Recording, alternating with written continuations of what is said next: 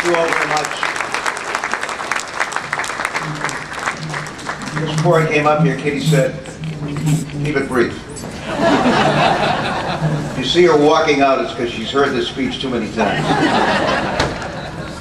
But in addition to echoing everything John has said and thanking him for the role he played in all of this, let me begin in Frank Hines' spirit by telling my favorite Pearly Gates story, which is apropos of nothing. Turns out St. Peter wanted to do a sociological experiment one day and tried to determine how many men coming up with the Pearly Gates thought that they had been dominated by their wives, and how many of them thought they had dominated their wives. Any of you heard the story? No. And so for about 2 hours, 1 to 3 in the afternoon, Frank, as men came up, he said, look, those of you who think that you've been dominated by your wives, go to that gate. And those of you who think that you've dominated your wives, go to that gate. Went back inside, came out about 2 hours later, about 1,500 guys at the I've been dominated by my wife gate, and one single guy at the other gate.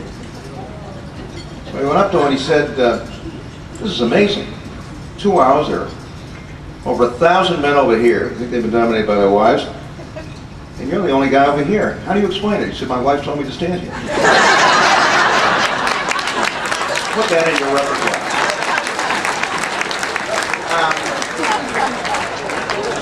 You ever want to give a retired politician a microphone? Never shut up. I have my dear wife. What do you think? You've all heard my favorite Norma Federici story, right? The '82 convention, the great rematch. Norma's, I mean, look, I'm looking at my life history as I look over this. How many of you were? 64 delegates from this district. That's right.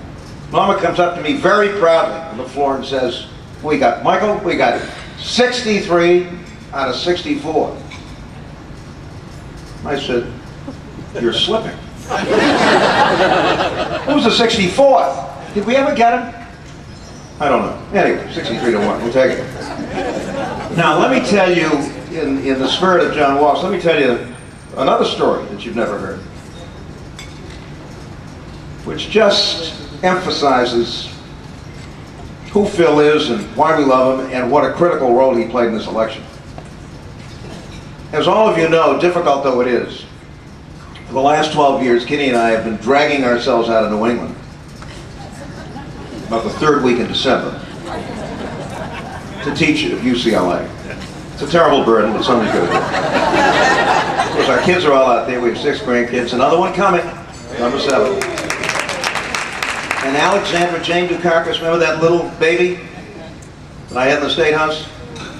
Just graduated from high school and is going to Bates College in Lewiston, Maine, where her great-grandmother, my mother, arrived in 1921, the first Greek immigrant young woman ever to go away to college in the history of the United States. And her great-granddaughter was one of those. Anyway, so I'm out there. This is in 2005, in March. And I get a call from Deval Patrick. Says, I got a board meeting in Orange County.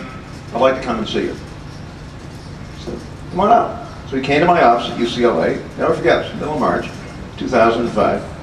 And I said, so what's up? He said, I want to run for governor. I said, look, you're a great guy. Deval had been a Deval had been a partner in my old law firm. But I said, you've never run for elective office. Nobody knows who you are. The incumbent Attorney General is running for governor. Why don't you run for Attorney General?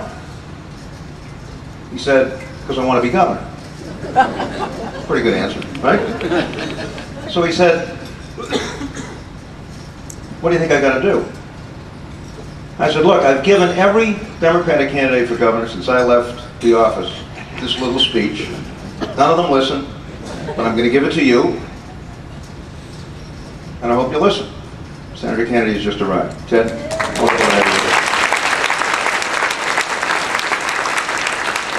by the way, Congressman Delahunt, he's here. Without me, he'd be practicing law in Quincy. I'm the guy that appointed him DA.